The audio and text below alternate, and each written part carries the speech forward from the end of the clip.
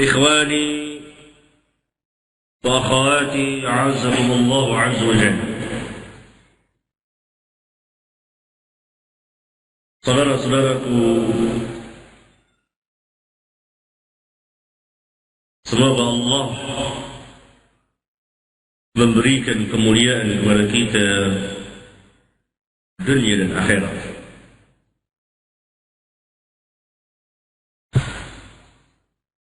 Kita buka majelis yang akan berbicara mengenai perjalanan kehidupan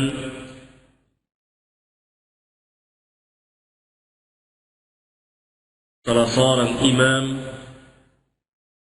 dari imam-imam kaum muslimin, Al-Imam Muhammad bin Idris Al-Syafi'i rahmatullahi alaihi rahmatan wasi'atan. Kita buka majlis ini pada bagian yang pertama dengan membaca sebuah hadis Rasulullah sallallahu alaihi wasallam yang menjelaskan tentang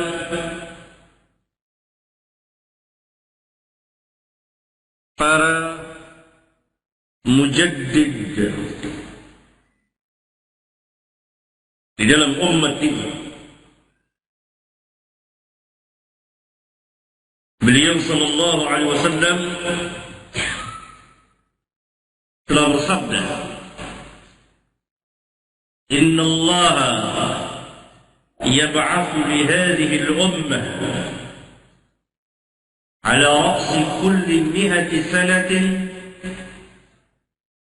man yujaddidu laha dinaha."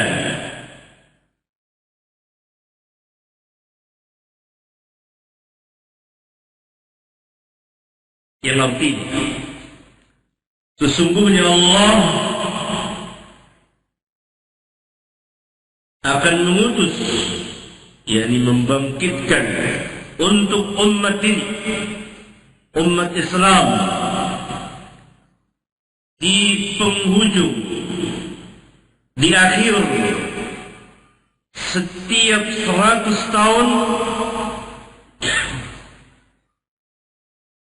tahun Hijriyah, ala ra'si kulli 100 sanatin man yujaddidu dinaha laha dinaha, man yujaddidu laha dinaha, orang yang akan memperbaharui bagi umat ini akan agamanya.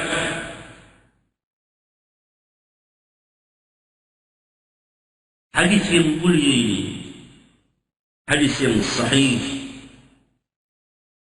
yang dikeluarkan oleh Al-Imam Abu Dawud dan lain-lain imam ahlul hadis, menjelaskan rahmat Allah kepada umat ini, bahwa di akhir setiap 100 tahun dari tahun Hijriyah akan bangkit seorang atau 2 orang atau 3 orang atau beberapa mujaddid. Mujaddid adalah orang yang akan memperbaharui kehidupan keagamaan umat ini.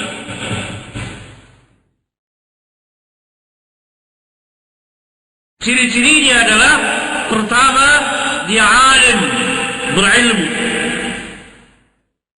berilmu tentang Alkitab dan Sunnah.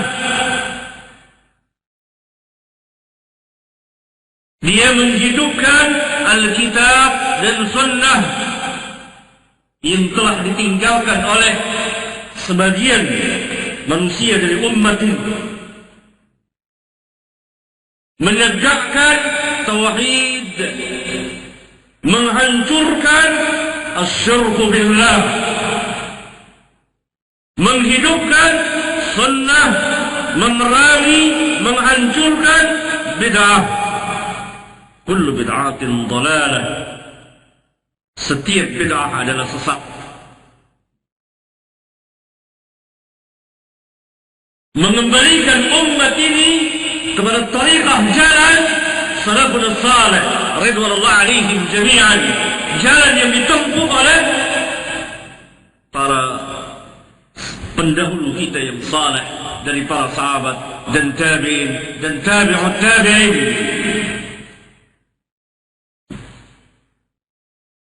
Siapa mujaddid yang pertama di dalam umat ini? Mujaddid yang pertama di dalam umat ini adalah khalifah yang mulia Umar bin Abdul Aziz.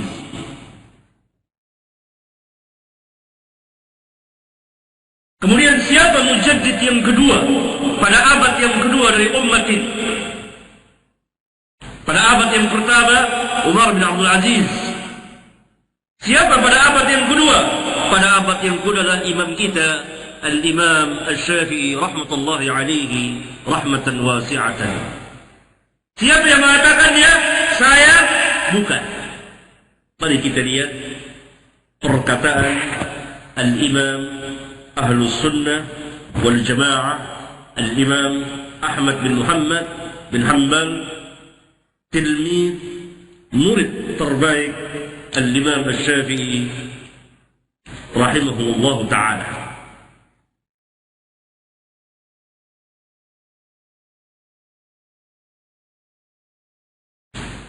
Berkata Imam Ahmad,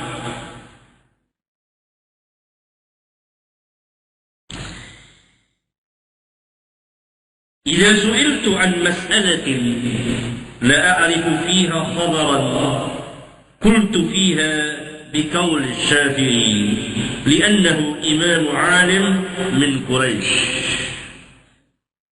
Apabila saya ditanya tentang sesuatu masalah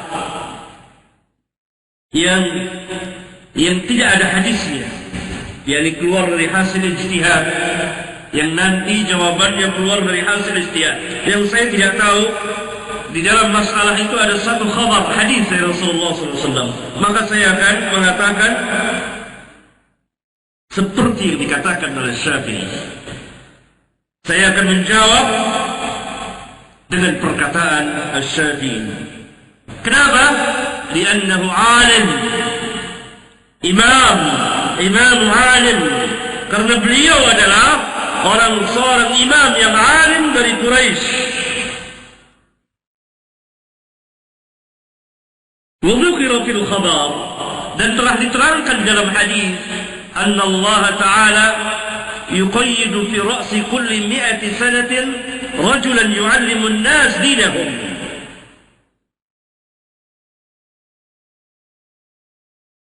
Sesungguhnya Allah di setiap 100 tahun sekali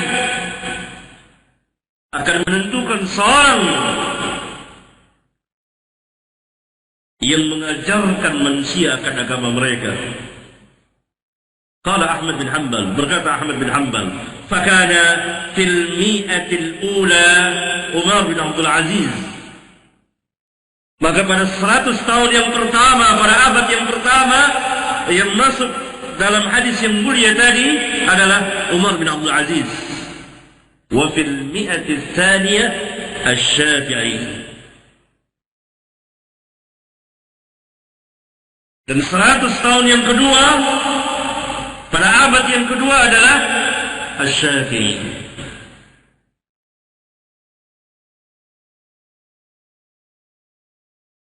yakni menurut Al-Imam Ahmad bin Hanbal dan para ulama yang lain, Al-Imam Asy-Syafi'i mujaddid yang kedua di dalam umat ini.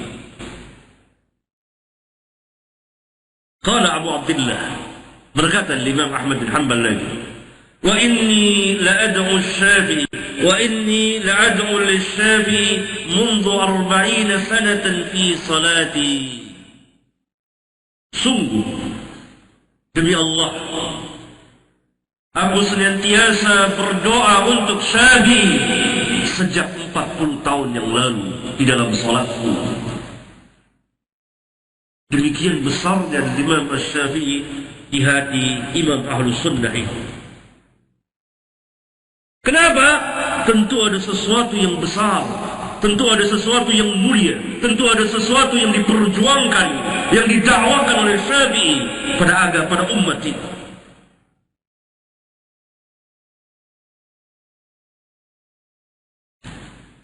Berkata Al-Maimuni, saya pernah berada di sisi Ahmad bin Hanbal.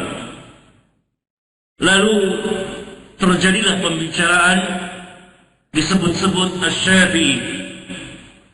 Maka saya melihat Ahmad bin Hanbal yarfa'uhu, meninggikan Imam Syafi'i.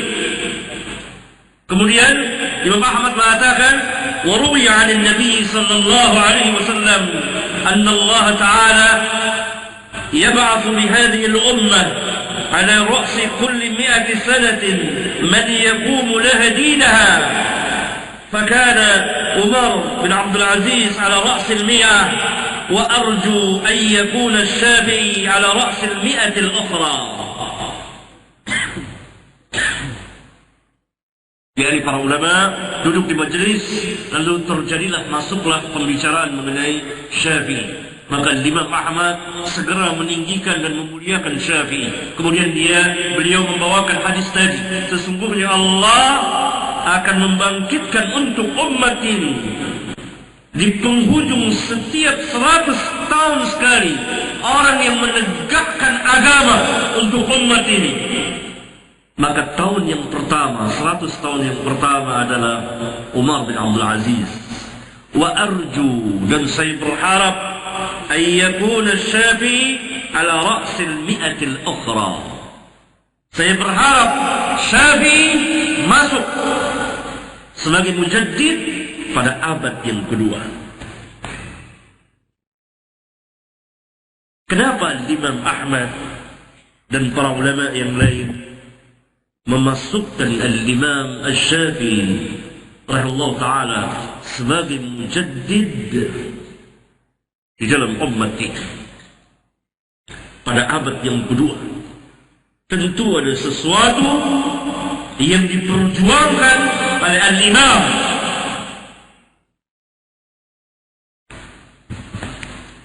Yang sangat diketahui oleh para ulama, walaupun tidak diketahui oleh kebanyakan manusia. Meskipun mereka menasabkan, menyandarkan diri mereka kepada Asy-Syafi'i, tetapi kebanyakan dari kita tidak mengetahui siapakah sebenarnya Al-Imam Asy-Syafi'i rahimahullah ta'ala, sehingga Al-Imam Ahmad bin Hanbal yang digelari oleh para ulama sebagai Imam Ahlus Sunnah wal Jamaah demikian meninggikan Al-Imam Asy-Syafi'i, sehingga beliau mendoakan Syafi'i di dalam salatnya selama 40 tahun. Sampai-sampai anaknya bertanya kepada bapaknya, wahai bapak, siapa Syafi'i sehingga engkau mendoakan Syafi'i terus-menerus? Asy-Syafi'i kasyam, kata Imam Ahmad, Syafi'i seperti matahari bagi dunia ini yang menerangi. Apa yang diperjuangkan oleh Imam Asy-Syafi'i? Ad-da'wa ila Allah, menegakkan agama Allah, memberikan pemahaman yang sahih, mengangkat Al-Quran, meninggikan sunnah Rasulullah sallallahu alaihi wasallam, mengajak umat kembali kepada manhaj salaf. Pertama, Al-Imam Asy-Syafi'i menjelaskan tentang Al-Quran secara terperinci. Menafsirkan, menjelaskan tentang usul Quran. Maka orang yang pertama kali mengarang ulumul Quran Al-Imam Asy-Syafi'i. Sehingga Imam Ahmad mengatakan, kami tidak tahu mana nasikh, mana mansukh, dan lain-lain kecuali setelah dijelaskan oleh Syafi'i. Sehingga orang tidak salah paham terhadap Al-Quranul Karim. Yang kedua, Imam Syafi'i memberikan penjelasan, mengajarkan tentang usulul hadis, dasar-dasar dalam ilmu hadis, qawaidul hadisiyah, qawaidul tahdis, ilmu mustalahul hadis. Oleh karena itu, pertama orang yang menyusun mustalahul hadis Al-Imam Syafi'i. Walaupun tidak tertib, tidak langsung. Yang ketiga, Al-Imam Syafi'i menjelaskan tentang ilmu usulul fiqh. Ilmu usul fiqh. Pertama kali orang yang berbicara adalah Al-Imam Syafi'i. Sehingga Al-Imam Abdul Rahman bin Mahdi, Al-Imam Abdul Rahman bin Mahdi, Imam besar, meminta kepada Al-Imam Syafi'i agar ditulis sebuah kitab yang berbicara tentang usul, baik usul Al-Quran, usul Al-Hadis, usul Al-Fiqh. Maka keluarlah Al-Imam Syafi'i menulis kitab di Baghdad. Maka keluarlah kitab Ar-Risalah yang sampai hari ini kita dapat menikmatinya. Ketika itu Al-Imam masih muda. Yang keempat, Al-Imam Syafi'i berdakwah, mengajak kembali kepada manhaj salaf. Yang kelima, beliau memerangi ahlul bidah. Beliau mengangkat manhaj salaf, mengangkat ashabul hadis. Al-Imam Ahmad pernah cerita, sebelum kedatangan Syafi'i kepada kami, orang-orang ashabul ra'yi, orang-orang yang mengandalkan ra'yu, itu selalu berada di atas kami. Ketika Syafi'i datang, maka mereka hancur, dan ashabul hadis menjadi tinggi lantaran Syafi'i.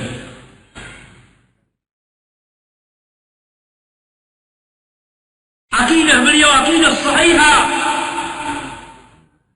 karena beliau hidup di zaman fitnah khalqul Quran, di zaman Khalifah Al-Ma'mun. Khalifah Al-Ma'mun terkena syubhat Mu'tazilah yang mengajak umat bahwa Quran ini makhluk. Maka Syafi'i tampil mengatakan Al-Quran kalamullah. Ma'ruf perdebatan beliau dengan Hafs Al-Fadl, dengan Bishr Al-Marisi, dan lain-lain. Akidah beliau akidah para sahabat, akidah yang sahihah. Sedikit saya bacakan tentang i'tiqad Al-Imam Asy-Syafi'i yang dicatat oleh Al-Imam Al-Dhahabi di kitabnya Al-Ulu li Ali Al-Ghaffar.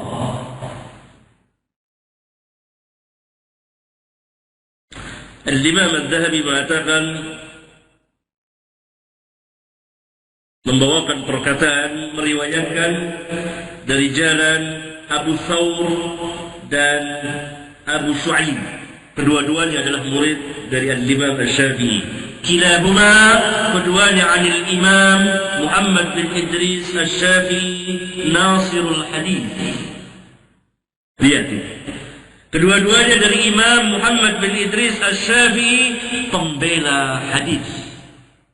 Beliau dijuluki Nasirus Sunnah. Bahkan beliau sendiri mengatakan seperti ini. Qala Syafi'i, berkata Syafi'i, summitu bi Baghdad Nasirul Hadis. Berkata Imam Syafi'i, di Baghdad saya dinamakan sebagai Nasirul Hadis, pembela hadis, pembela sunnah. Sehingga masyhurlah beliau sebagai Nasirus Sunnah, pembela sunnah Rasulullah sallallahu alaihi wasallam. Dan turun-temurun para ulama mengatakan Al-Imam Asy-Syafi'i Nasirul Hadis, Nasirus Sunnah, pembela sunnah.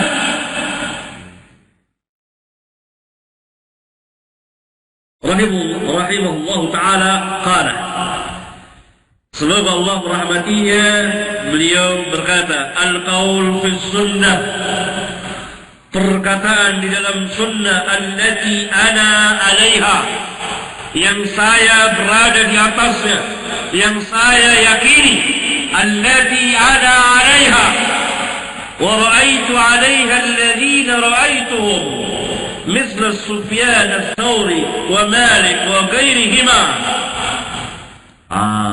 Ini usul sunnah. Perhatikan baik-baik. Al-qaul fi sunnah, perkataan dalam sunnah, seperti perkataan Imam Ahmad dalam kitabnya Usul Sunnah. Imam Ahmad mengatakan usul sunnah indana,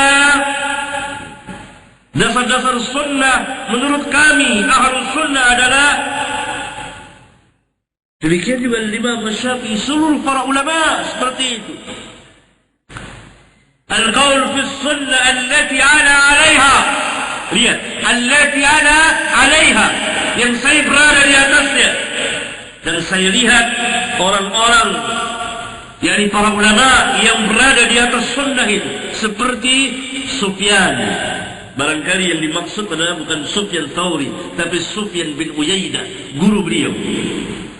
Wa Malik, dan Al-Imam Malik, guru beliau sendiri, dan lain-lain selain dari keduanya. Apa? Al-iqrar bi syahadati an la ilaha illallah wa anna Muhammadan Rasulullah. Iqrar, menetapkan di hati syahadat la ilaha illallah wa anna Muhammadar Rasulullah wa anna Allah ala arsyihi fi samaihi. Lihat akidah yang besar. Dan sesungguhnya Allah di atas ars, dia bersemayam. Hendaklah kita, khususnya di negeri kita ini, yang menasabkan diri kita kepada Syafi'i, yang menyandarkan diri kita kepada Syafi'i, bermadhab dengan madhab Syafi'i, apakah akidah kita seperti akidah Imam? Wa anna Allah ala arsyihi fi samaihi. Lihat akidah yang besar ini. Wa anna Allah ala arsyihi fi samaihi. Allah zatnya bersemayam di atas ars. Ini akidah Syafi'i yang menyalahi 100%, 100%. Akidah Asy'ariyah, akidah Maturidiyah, akidah Turukiyah, Sufiyah,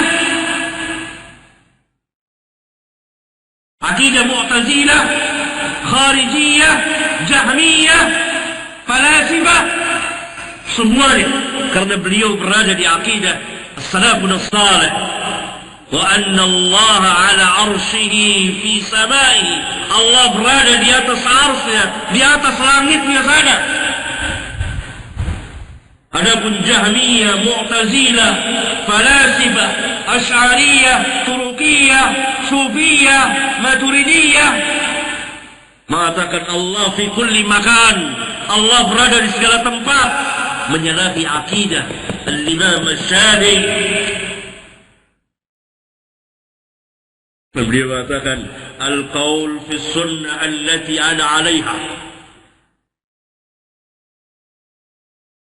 wa ra'aitu 'alaiha, dan saya melihat al-qaul fi sunnah allati ana 'alaiha, perkataan dalam sunnah yang saya berada di atasnya, yang saya meyakininya, dan saya melihat orang-orang yang berada di atas sunnah seperti Sufyan bin Uyainah dan Malik dan lain-lain mengikrarkan syahadat la ilaha illallah Muhammadar Rasulullah, tetapi dengan pemahaman yang sahih, wa anna Allah ala arsyihi.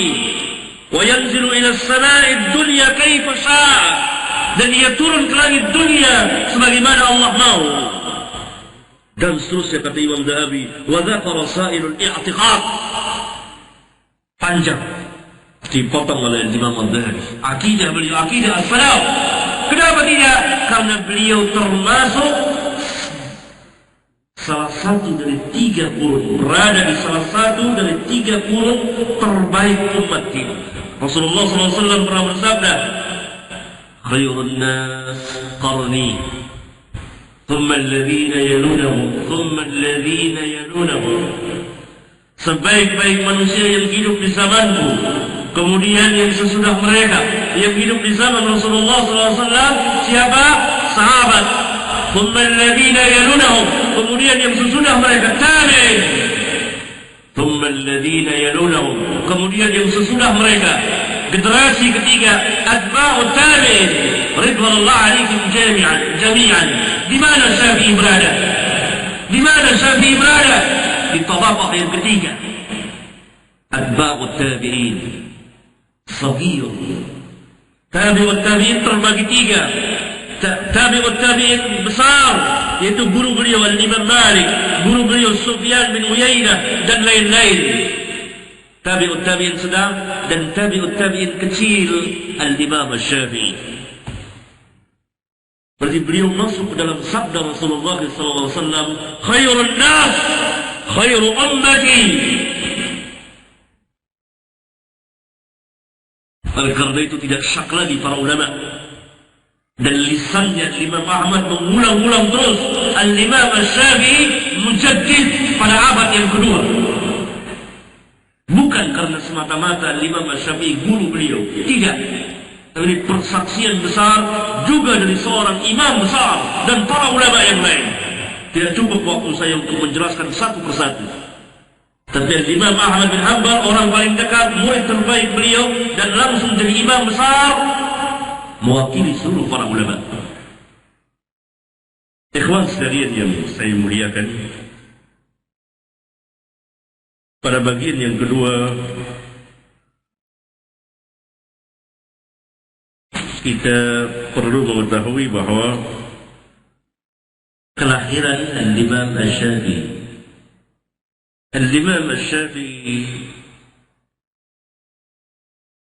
sendiri mengatakan, wulidtu di Gaza. Saya dilahirkan di Gaza. Ghain Zai Ta Marbutah. Gaza. Satu tempat di Palestina. Beberapa mil dari Masjid Al-Aqsa. Beliau dilahirkan di sini. Beliau lahir pada tahun 150 Hijriyah. Tahun matinya Al-Imam Abu Hanifah.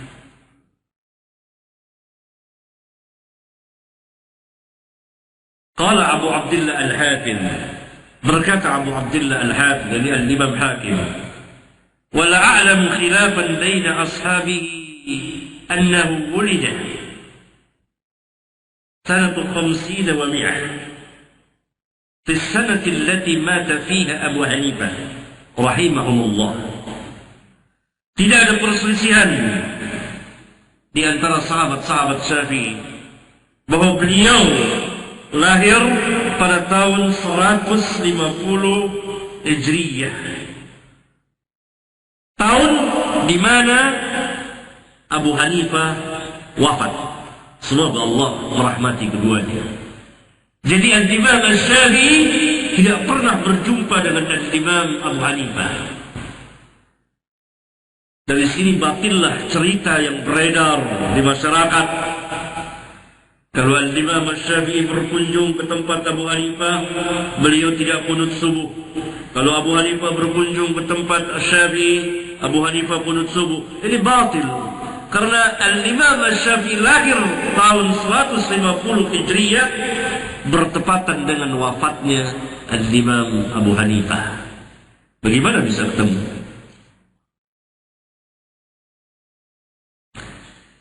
Beliau lahir tahun 150 Hijriah dan wafat pada tahun 204 Hijriah dalam usia yang relatif masih muda, 54 tahun. Tapi perjuangan ilmiahnya dari sejak kecil, nanti kita akan lihat.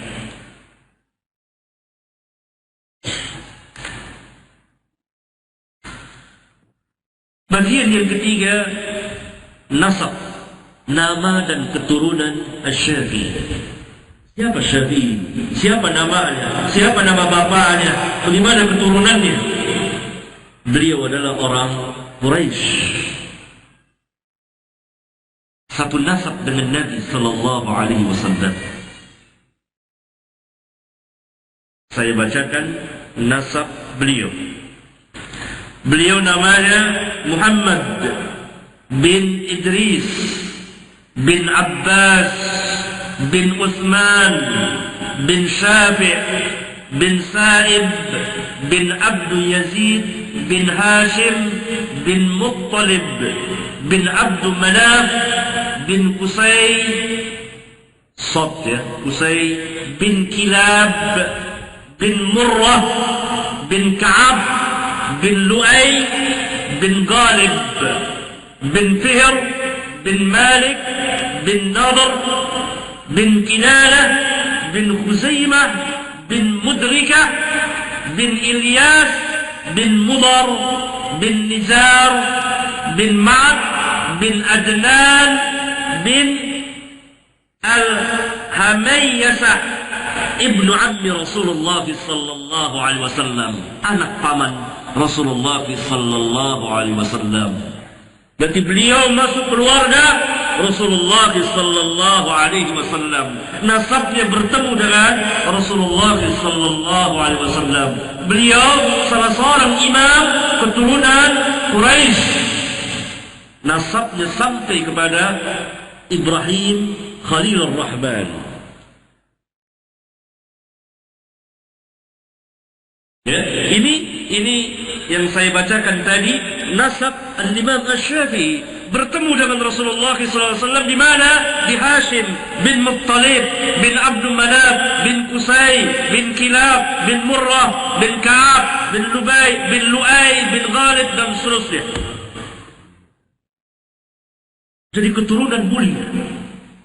keturunan mulia Imam Asy-Syafi'i, orang Quraisy. Oleh karena itu Al-Maimuni berkata, Sami'tu Ahmad bin Hanbal. Saya pernah mendengar Ahmad bin Hanbal yaqulu li Abi Utsman bin Syafi'i, berkata kepada Abu Utsman bin Syafi'i, anaknya Imam Asy-Syafi'i, namanya Abu Utsman. Apa kata Imam Ahmad kepada anaknya Imam Asy-Syafi'i? Inni la uhibbuka li thalathi khilal. Saya mencintaimu karena 3 perkara. Anaknya Imam Asy-Syafi'i, Abu Utsman namanya, ma'ruf. Saya mencintaimu karena 3 perkara. Pertama, annaka rajulun min Quraisy. Pertama, engkau seorang laki-laki dari kaum Quraisy. Yang kedua, wa annaka ibnu Abi Abdullah. Yang kedua, engkau anak Abu Abdullah, yakni anak Syafi'i. Karena engkau anak Syafi'i, saya cinta kepadamu. Karena Syafi'i adalah guru Imam Ahmad. Yang ketiga, wa annaka min ahli sunnah. Yang ketiga, karena engkau termasuk dari ahli sunnah. Ini membuktikan dan Imam Syafi'i tidak hanya mendidik masyarakat, tapi pertama dia mendidik keluarganya masuk jadi ahli sunnah semuanya. Yang Ahmad setelah Imam Syafi'i meninggal, anaknya akan tumbuh. Maka dia mengatakan kepada anaknya, saya mencintaimu karena 3 perkara. Karena engkau orang Quraisy, karena engkau anaknya Syafi'i, karena engkau min ahli sunnah. Dia membuktikan bahwa Syafi'i ahli sunnah, tapi ahli sunnah yang berjalan di atas manhaj salaf. Ahlus sunnah bukan hanya pengakuan, tapi ahlus sunnah secara ilmu dan tatbiq amal. orang yang mengaku Ahlus Sunnah, mengaku bermadhab Syafi'i, tapi mengatakan Allah berada di segala tempat, atau mengatakan bahwa Allah ada di diri kita ini, maka dia bukan Ahlus Sunnah, tetapi imma Ahlul Bid'ah, atau telah terkena syubhat Ahlul Bid'ah. Karena Syafi'i mempunyai i'tiqad Ar-Rahmanu 'alal 'arsy istawa. Saya umumnya kita tidak mengenal. Ini baru sebagian kecil saya bacakan. Aqidah al-Imam Syafi'i saya ambil yang paling tinggi, yang banyak diingkari oleh manusia. Sehingga kalau engkau bertanya, aina Allah, di mana Allah? Bingung orang. Hatta kepada ustaz, hatta kepada kiai, hatta di madrasah, di pesantren. Aina Allah, di mana Allah?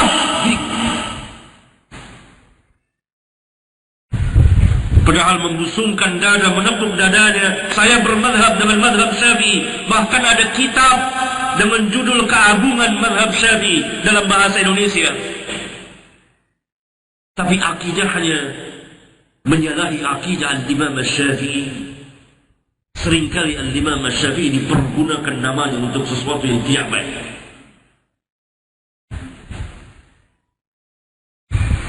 Karena itu saya bersyukur kepada Allah Jalla wa'ala pada hari ini dapat menjelaskan sedikit dari yang paling sedikit tentang kehidupan beliau.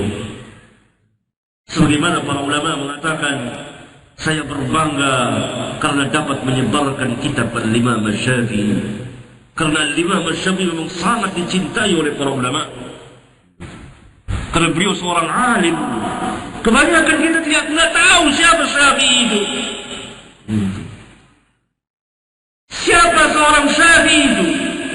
Lihat akidahnya, lihat ilmunya, lihat peramal, lihat dakwahnya, lihat pembelaannya, lihat bagaimana dia menegakkan sunnah, menghancurkan bid'ah, mengembalikan umat kepada jalan tariqah yang lurus, salafus saleh. Oleh karena itu Imam Ahmad sangat mencintai, sampai anaknya dia mengatakan, Imam kepada anaknya, saya mencintaimu karena 3 perkara. Salah satunya karena engkau anak Syafi'i.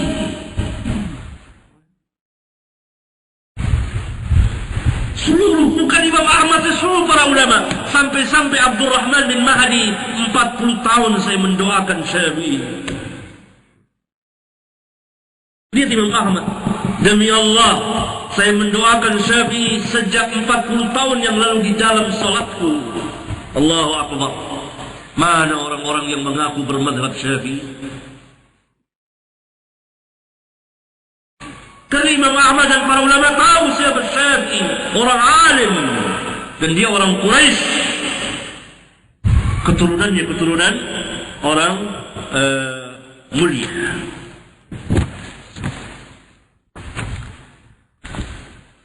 Bagian yang keempat, kita akan berbicara perjalanan ilmiah al-Imam Syafi'i sejak kecil. Bagaimana dia menuntut ilmu. Al-Imam Syafi'i umurnya relatif masih dikatakan rata-rata muda, 54 tahun. Tetapi perjalanan keilmuan beliau dari kecil belajar ilmu. Bahkan umur 15 tahun telah diperintah oleh gurunya untuk berfatwa. Umur belasan tahun. Beliau mengatakan sendiri. Qala Muhammad bin Idris Asy-Syafi'i, kuntu yatiman fi hijri ummi. Berkata Muhammad bin Idris Asy-Syafi'i radhiyallahu anhu, ini yang menceritakan murid beliau, Al-Imam Al-Humaydi. Al-Imam Al-Humaydi guru dari Al-Imam Al-Bukhari.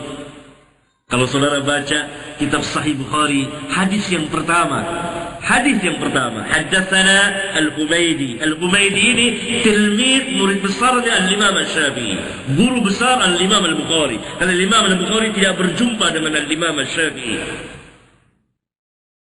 Berkata Al-Humaydi, qala Muhammad bin Idris Asy-Syafi'i radhiyallahu anhu, Berkata Muhammad bin Idris Asy-Syafi'i, semoga Allah meridainya, kuntu yatiman, kata Imam Asy-Syafi'i, saya dahulu seorang anak yatim. Dia anak yatim, bapaknya meninggal. Fi hijri ummi, di dalam asuhan ibuku. Fadafa'atni ilal kuttab, fadafa'atni ilal kuttab. Lalu ibuku membawaku ke kuttab. Kuttab adalah tempat anak-anak kecil belajar. Kalau kita ini TPA, madrasah, tempat anak-anak kecil belajar Quran. Tapi tidak sekedar TPA, tapi tahfidzul Quran. Ibunya ini sangat sayang dan sangat perhatian kepada anaknya. Luar biasa ibunya Syafi'i. Sampai Syafi'i dewasa. Karena yatim, maka ibunya khawatir orang-orang tidak mengenal nasab Syafi'i. Maka ibunya berpindah dari satu tempat ke tempat yang lain sampai tinggal di Mekah. Di Mekah beliau tinggal di dekat Masjid Khaif. Kalau saudara-saudara pergi ke melaksanakan ibadah haji di Mina, ada Masjid Khaif. Di dekat situlah rumahnya Imam Syafi'i. Anak yatim. Maka ibunya masih kecil bawa Syafi'i ke kuttab, tempat anak-anak kecil berkumpul belajar Quran. Walam yakun indaha ma tu'til muallim. Ibuku tidak punya uang untuk memberi kepada muallim, pengajar, kan ada bayarannya. Tidak punya uang. Miskin Syafi'i. Wakana al-muallim qad radiya minni an akhlufahu idza qama. Tetapi guru muallim cukup senang kalau saya dapat menggantikan dia mengajar. Lihat, Allahu Akbar. Jadi Syafi'i nggak usah belajar, nggak usah bayar, tapi cukup menggantikan muallim. Muallim istirahat, mungkin pergi, Syafi'i yang menggantikan, masih kecil, ngajarin anak-anak. Falamma jama'tul Qur'an. Lihat, tatkala saya telah mengumpulkan Quran. Apa maksudnya? Tatkala saya hafal Quran. Hafal Quran dalam usia tamyiz. Anak kecil hafal Quran. Karena madrasahnya tidak seperti kita. TPA seperti tidak, tapi langsung tahfidzul Quran, betul-betul belajar Quran. Itu tempat anak-anak berkumpul. Itu pada zaman dahulu begitu. Biasa orang-orang tua menyerahkan anak-anaknya ikut tab. Kemudian dia bayar kasih pada muallim. Adapun ibu Imam Syafi'i nggak punya sesuatu, miskin. Maka sebagai ganti bayaran, Syafi'i yang menggantikan dia mengajar. Kalau gurunya pergi mengajar anak-anak. Maka tatkala saya telah hafal Quran, berarti keluar dari madrasah itu. Dakhaltul masjid. Saya masuk ke masjid, baru masuk masjid. Fakuntu jalisul ulama. Maka saya duduk bersama al-ulama. Wa kuntu asma'ul hadis wal mas'alah fa'ahfazuha. Maka saya mendengar hadis dari mereka dan mendengar berbagai permasalahan soal jawab mereka, maka saya hafal. Falam yakun inda ummi ma tu'tini ashtari bihi al-qaratis. Ibuku tidak punya uang untuk memberiku agar dapat aku membeli kertas. Kertas nggak ada, kertas kita banyak kertas sekarang gitu ya. Imam Syafi'i nggak punya kertas buat nulis. Falam yakun inda ummi ma tu'tini ashtari bihi qaratis. Ummi, ibuku tidak punya sesuatu untuk diberikan kepada aku agar aku dapat membeli qaratis, kertas buat nulis. Fa kuntu anzuru ila al-azmi, maka saya melihat kepada tulang-tulang. Bisa tulang-tulang, fa'khudhu fa'tubu bihi. Lalu di tulang itulah saya tulis hadis-hadis, dicatat sampai banyak. Fa ilam tarahtuhu fi jarrah. Apabila sudah selesai, saya masukkan ke guci. Dia ada guci di rumahnya, masukkan ke situ. Sehingga bertumpuk jadi banyak. Catatan hadis beliau. Tidak putus asa menuntut ilmu, tidak punya uang untuk bayar muallim, tidak punya uang untuk beli kertas untuk nyatet kitab, di mana kita menyia-nyiakan kertas pada hari ini. Al-Imam tidak punya kertas untuk mencatat hadis. Luar biasa. Ini ilmiah dia lihat. Ini kecil. Ujalisul ulama, duduk di majlis para ulama di Makkah Al-Mukarramah ketika itu. Dia hafal Quran. Belum sampai umur 10 tahun itu. Setelah dia hafal Quran, biasanya anak-anak itu ketika mereka hafal Quran, mereka pandai Quran, maka mereka duduk di majelis para ulama. Untuk apa? Belajar apa? Belajar hadis. Karena yang pertama harus dipelajari adalah apa? Al-Quran. Ini rahmat Allah kepada Syafi'i dengan sebab kegigihan ibunya. Ibunya ini termasuk mempunyai andil besar yang mencetak Syafi'i. Dia sangat sayang kepada anaknya, dia pelihara anaknya baik-baik.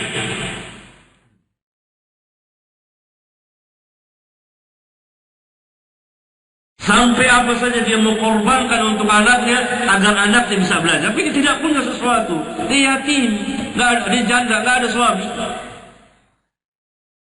Miskin hidupnya. Bahkan Imam Syafi'i mengatakan seperti ini. Talabtu hadzal amr man khiffati zati yadin.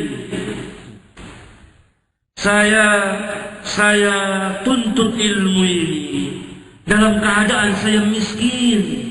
An khiffati zati yadin an khiffati zati yadin kuntu ujalisun nas wa atahaffalu.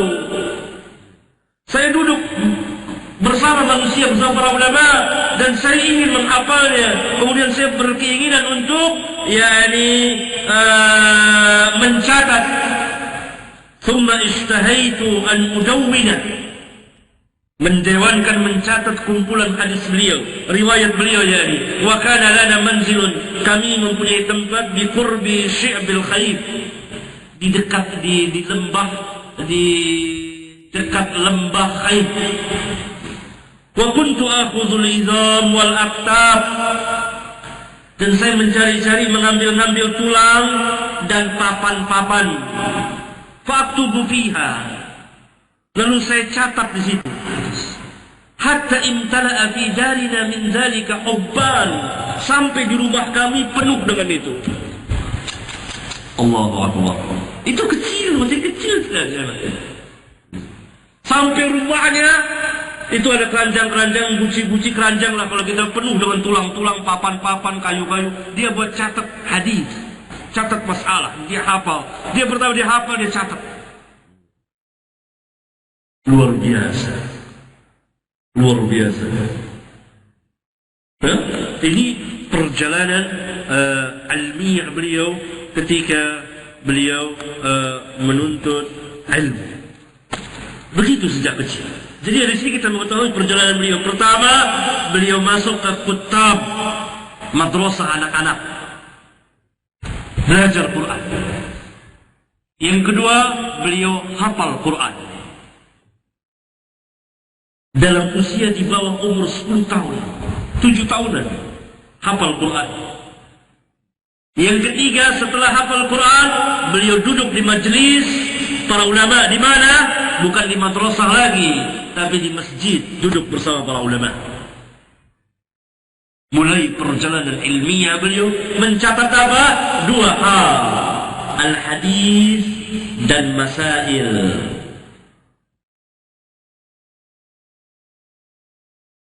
Ini perjalanan yang keempat. Dalam usia 10 tahunan, belasan tahun, kira-kira umur 13, 14, 15, syekhnya, gurunya minta dia berfatwa.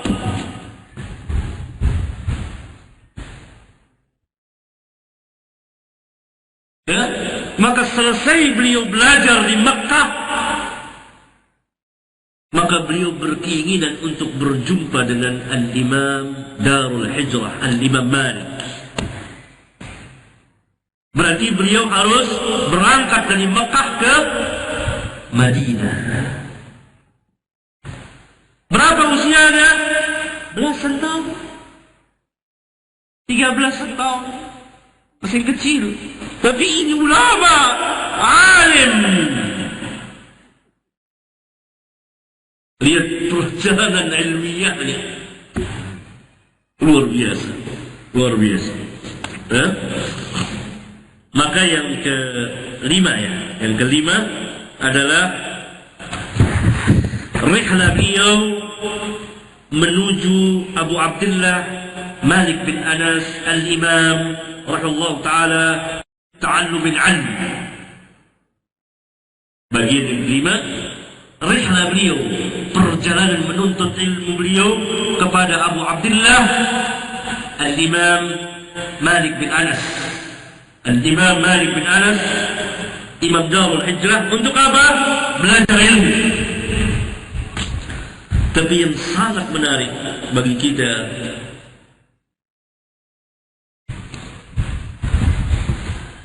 sebelum Al-Imam Al-Syafi'i berangkat menemui Al-Imam Malik untuk menuntut ilmu pada Al-Imam, beliau menghafal dulu kitab hadis Al-Muwatta. Untuk apa? Untuk menarik perhatian Al-Imam Malik. Bahwa ini murid yang cerdik, murid yang pandai, murid yang fasih. Dia hafal dulu kitab Al-Muwatta. Berkata Al-Imam Al-Syafi'i, berkata Rabi' bin Sulaiman adalah tilmid beliau, murid beliau. Yaqul, qala Al-Syafi'i, berkata Al-Syafi'i radhiyallahu anhu, ji'tu Malik bin Anas wa qad hafidhtu al-Muwatta zahiran. Berkata Al-Syafi'i radhiyallahu anhu, saya datang kepada Malik bin Anas dan sungguh saya telah menghafal kitab Muwatta zahiran, luar kepala. Luar kepala dihafal dulu. Kitab Al-Muwatta, kitab hadis. Quran sudah lebih dahulu hafal. Kalau pada zaman dahulu Quran dulu, baru hadis. Sekarang dia akan menuju rihlah ilmiah yang lebih tinggi lagi. Pada imam besar, Imam Malik sudah terkenal di seluruh dunia. Dan dia termasuk pembesar tabi'ut tabi'in. Fa in khaffat 'alaika qara'tu li nafsi. Qala falamma sami'a qira'ati qara'tu li nafsi. Dalam riwayat yang lain dikatakan, falamma qara'tu a'jabathu qira'ati fa qara'tu 'alaihi. Ketika saya bacakan kepada beliau Muwatta, a'jabathu qira'ati, maka bacaanku menakjubkan Al-Imam Malik. Faqara'tu alaihi, lalu saya baca terus kepada beliau. Saya baca terus kepada beliau. Dalam riwayatnya dikatakan, Imam Malik mengatakan kepada Syafi'i, utlub man yaqra'u laka, cari orang yang akan membacakan kitab Muwatta kepadamu. Fakultu, maka saya berkata, kata Syafi'i, la, tidak, saya tidak mau orang membacakan Muwatta kepada saya. Alaika an tasma'a qira'ati, hendaklah engkau langsung mendengar bacaanku. Fa in a'jabat qira'ati wa illa talabtu man yaqra'u li. Kalau bacaanku ini menakjubkanmu, lanjutkan. Kalau tidak, saya akan cari orang yang akan membacakan kepada saya. Maka Imam Malik mengizinkan. Faqala li hati, iya, baca. Falamma qara'tu a'jabathu qira'ati faqara'tu alaihi. Tatkala Syafi'i baca, hafal. menakjubkan Imam Malik. Apa yang menakjubkan Imam Malik? Fasih, lancar bacanya, fasih. Di mana orang-orang tua sekarang tidak fasih membaca hadis. Dalam riwayat yang lain, Imam Syafi'i mengatakan, saya datang kepada Malik ketika itu umur saya 13 tahun. Wa kana ibnu ammi li wali al-Madinah. Anak dari pamanku adalah termasuk wali, termasuk amir di Madinah. Kan mau menemui Imam Malik tidak gampang. Ini imam besar, ini anak kecil umur 13 tahun. Fakallama li Malikan. Maka saya minta sepupu saya itu yang menjadi amir di Madinah untuk berbicara kepada Imam Malik agar bisa menerima saya. Fa'ataituhu liaqra alaihi. Saya akan datang kepada Imam Malik untuk membaca Muwatta kepada dia. Seperti tadi, ya. Kemudian Imam Malik katakan, minta yang lain saja suruh bacakan. Cari orang untuk bacakan padamu. Faqultu ana aqra'u. Saya yang akan baca sendiri. Qala faqara'tu alaihi. Kemudian saya bacakan di hadapan beliau. Itu kan ratusan hadis banyaknya. Wa kana rubbama qala li syai'in qad marra a'id hadits kada. Kadang-kadang ketika saya sedang baca hadis itu, lewat satu hadis lalu dia mengatakan, ulang lagi hadis tadi.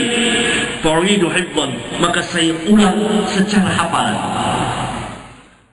Dites seperti itu. Baca masih lewat, baca lagi yang tadi, baca, hafal, ulang. Faka'annahu a'jabahu kata Syafi'i. Maka seolah-olah Imam Malik takjub kepada saya. Thumma sa'altuhu an mas'alatin. Tidak cukup sampai membaca hadis, Imam Syafi'i bertanya kepada Imam Malik berbagai macam masalah. Saya tanya, thumma sa'altuhu an mas'alatin fa'ajabani. Kemudian saya tanya satu masalah, dijawab oleh Imam Malik. Thumma ukhra. Kemudian saya tanya lagi masalah yang lain. Thumma ukhra. Kemudian masalah yang lain. Faqala, lalu Imam Malik mengatakan kepadaku, anta yajibu an takuna qadiyan. Engkau sekarang wajib jadi qadi.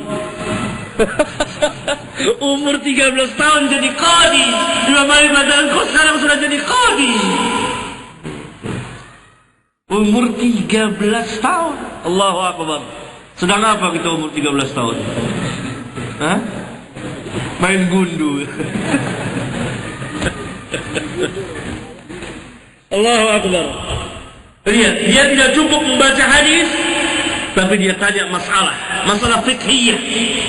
Al-Imam kalau begini bagaimana? Dijawab, tanya lagi. Sehingga Imam Malik bilang, engkau wajib jadi qadi sekarang. Karena Quran hafal, hadis hafal, masalah banyak ditanyakan, dan dia tahu qadi. Umur 13 tahun. Mufti. Umur 13 tahun. Yang katakan dia mufti bukan orang-orang awam seperti sekarang yang nilai seseorang itu alim atau ulama, orang-orang awam. Ini al-imam. Umur 13 tahun. Hafal Quran, hafal Muwatta, hafal masail, dan berdiskusi dengan Imam Malik. Tanya terus, sampai Imam Malik mengatakan tadi, anta yajibu an takuna qadiyan. Kalau begitu sekarang kau wajib jadi qadi.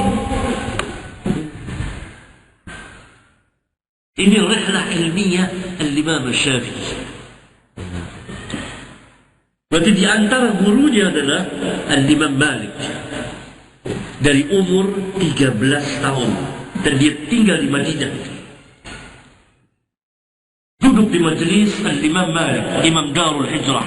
Ma'ruf Al-Imam Malik, imam besar. Nah, begitulah perjalanan Al-Imam dari tahun ke tahun rihlah ilmiahnya sampai beliau kemudian terkenal sejak masih kecil, belasan tahun. Ma'ruf. berpindah dari satu negeri ke negeri yang lain, sehingga ma'ruflah Imam Asy-Syafi'i dan dikenal oleh para ulama. Maka beliau datang ke kota Baghdad. Ini perjalanan ilmiah beliau ke kota Baghdad. Ini bagian yang ke-6. Kedatangan Syafi'i radhiyallahu anhu al-Iraq pada masa pemerintahan Al-Ma'mun litadris wa ta'lim sekarang, untuk mengajar. Ya. Mengajar setelah berilmu, belajar dulu, alim, bertadris wa ta'lim, baru beliau tampil menjadi mudarris, menjadi ustaz, menjadi muallim. Datang beliau berkunjung, tinggal di Baghdad. Ini bagian yang ke-6. Jadi kedatangan beliau di Baghdad. Berkata Za'farani yaqul, Al-Imam Asy-Syafi'i datang radhiyallahu anhu, yakni ke Baghdad pada tahun 195 Hijriyah. Tahun 195 Hijriyah beliau datang ke Baghdad, tinggal di Baghdad.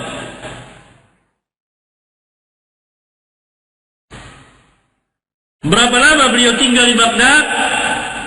Fa'aqama indana sanatain.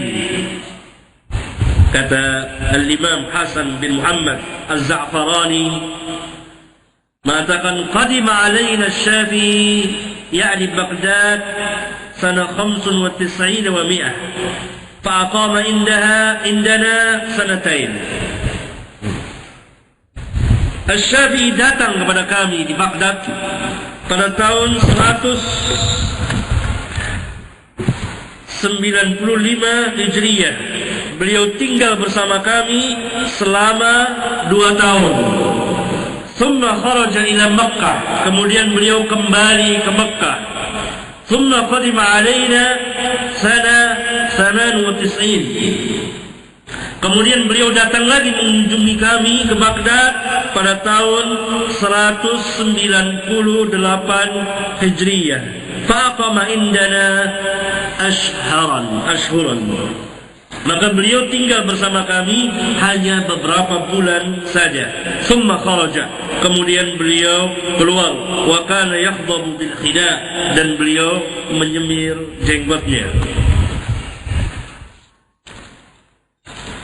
Dari sini kita mengetahui bahwa perjalanan Asy-Syafi'i, rihlah ilmiahnya untuk tadris, untuk mengajar dan ta'lim di Baghdad 2 kali perjalanan. Perjalanan yang pertama pada tahun 195 Hijriyah. Beliau tinggal di Baghdad selama 2 tahun ditadris, untuk mengajar. Kemudian beliau kembali pulang ke Mekah. Kemudian datang lagi ke Baghdad pada tahun 198 Hijriyah dan tinggal hanya beberapa bulan. Setelah itu pada tahun 199 Hijriyah ya, beliau kembali pulang, beliau hijrah ke Mesir. Beliau hijrah ke Mesir dan tinggal di Mesir kurang lebih selama 5 tahun, dan pada tahun 204 Hijriyah beliau wafat. Selama di Mesir beliau tadris, ta'lim dan ta'lif kutub. Jadi perjalanan ilmiah yang luar biasa. Sekarang kita melihat perjalanan ilmiah beliau yang pertama kali dan yang kedua kali selama di Baghdad. Itu 2 tahun beberapa bulan. Pertama 2 tahun, yang kedua hanya beberapa bulan. Perubahan apa yang terjadi di Baghdad? Kita perlu mengetahui bahwa ahli bid'ah dan ashabul ra'yi ketika itu menguasai medan ilmiah, menguasai pengajian-pengajian, ta'lim, madrasah, sehingga sampai-sampai Abu Thawr yang kemudian jadi murid Al-Imam Syafi'i mengatakan, saya mengira bahwa Allah tidak disembah kecuali dengan ashabul ra'yi, dengan ra'yu saja, dengan mazhab ra'yu. Sampai datang kepada saya Asy-Syafi'i. Kalau bukan karena Syafi'i, maka saya akan jadi manusia yang tersesat. Maka yang dirubah, terjadi perubahan tajdid di Baghdad ketika itu, tegaknya sunnah. Mazhab Ahlus Sunnah jadi kuat dan tegak, tinggi karena dibela oleh Syafi'i. Karena itu di Baghdad dia dikatakan Nasirul Hadis. Summitu di Baghdad Nasirul Hadis. Saya dinamakan di Baghdad sebagai pembela hadis, pembela sunnah Rasulullah sallallahu alaihi wasallam.